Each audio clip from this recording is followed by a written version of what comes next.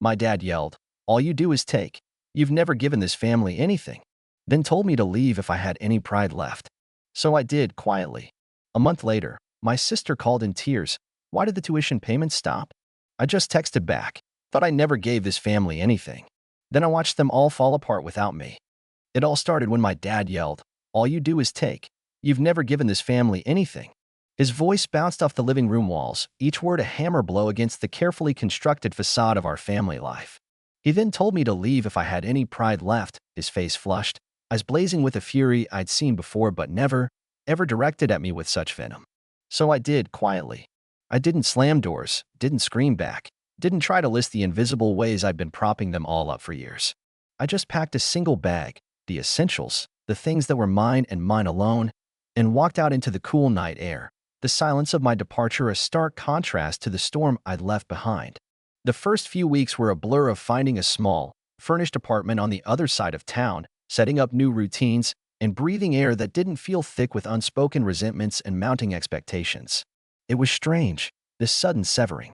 I'd always been the quiet one, the one who observed, the one who, apparently, took. I got a second job, waitressing on weekends, just to fill the hours and keep my mind from replaying that scene, his words echoing in the sterile quiet of my new life.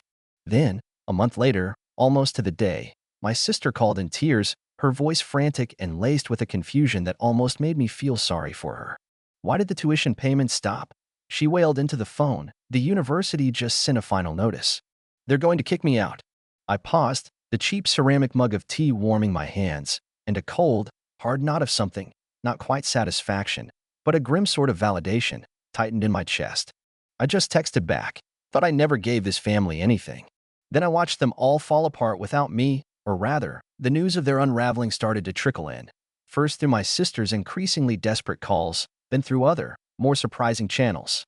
It turned out the tuition was just the canary in the coal mine. You see, for the past 5 years, ever since Dad's brilliant business venture spectacularly imploded, leaving them teetering on the edge of financial ruin, I've been the silent benefactor. I'd landed a surprisingly well-paying remote job in data analysis right out of college, a job I never talked much about because, frankly, they never asked. They just saw me tapping away on my laptop and assumed I was wasting time.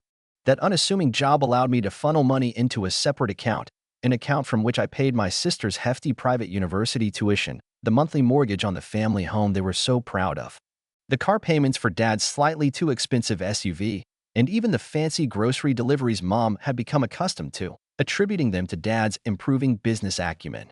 I'd set up all the payments to be anonymous, routed through third-party services, because I just knew, their pride wouldn't allow them to accept help from me, the unambitious child. My sister's next call was even more frantic. The bank called about the house, something about missed payments. Dad's just shouting at Mom, and Mom's locked herself in her room. "What's going on?" I simply replied, "Ask Dad. He's the provider, isn't he?" The silence on the other end was telling. What surprised me was who contacted me next.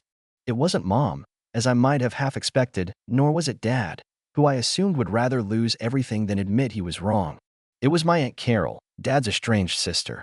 She'd heard whispers through the family grapevine, a highly efficient and often malicious network. "Your father is a fool, always has been," she said, her voice surprisingly gentle, "but your mother and sister are caught in his storm. I heard you left. Good for you. But they're saying you sabotaged them?" I actually laughed, a short, bitter sound.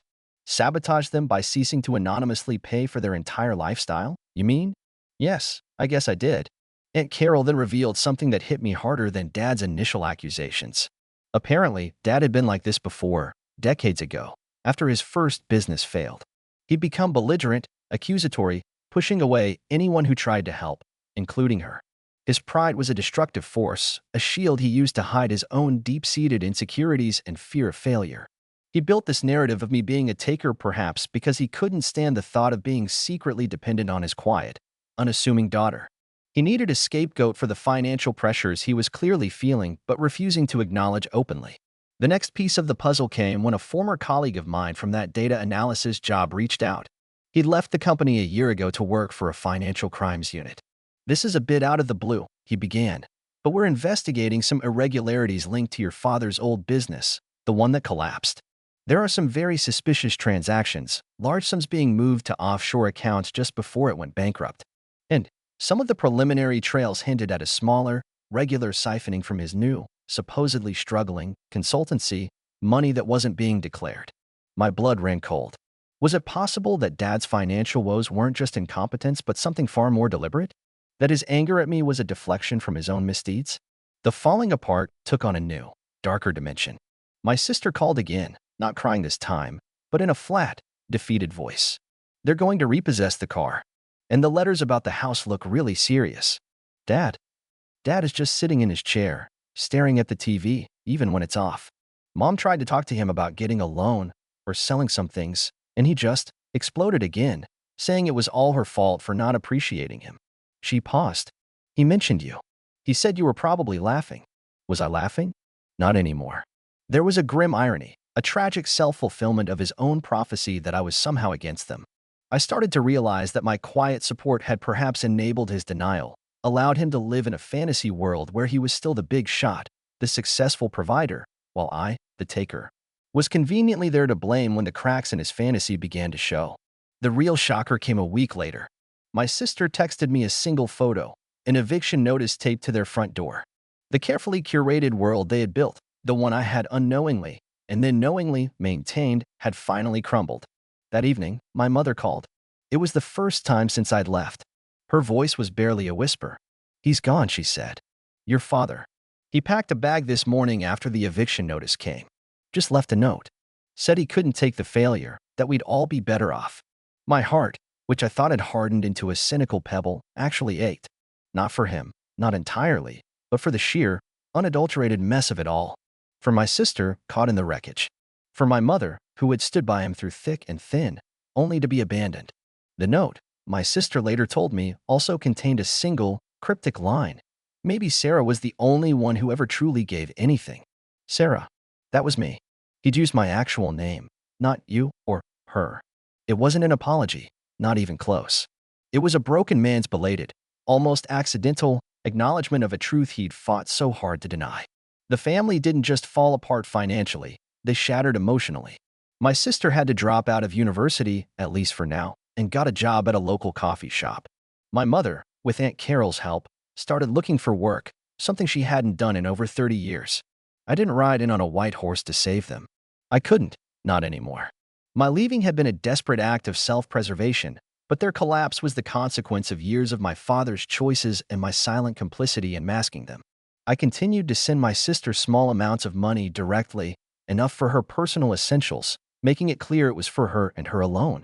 She was hesitant at first, the shame and confusion still raw, but eventually she accepted.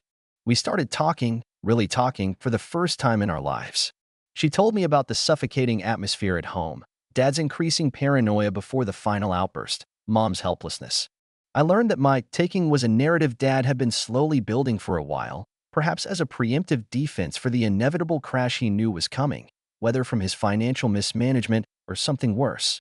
I never saw my father again. He effectively vanished.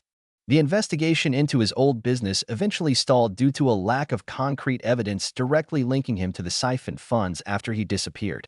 Sometimes, late at night, I'd look at my own modest but stable life, the peace I'd fought for, and wonder if there was more I could have done, or should have done differently. But then I'd remember his face, contorted in rage, accusing me of the very thing he was guilty of, and I knew I'd made the only choice I could. It wasn't about watching them fall apart with glee. It was about watching the inevitable consequences of unsustainable pride and deceit unfold, and finally, painfully, stepping out of the shadows to live my own life, no longer the secret, unthanked pillar of a crumbling facade.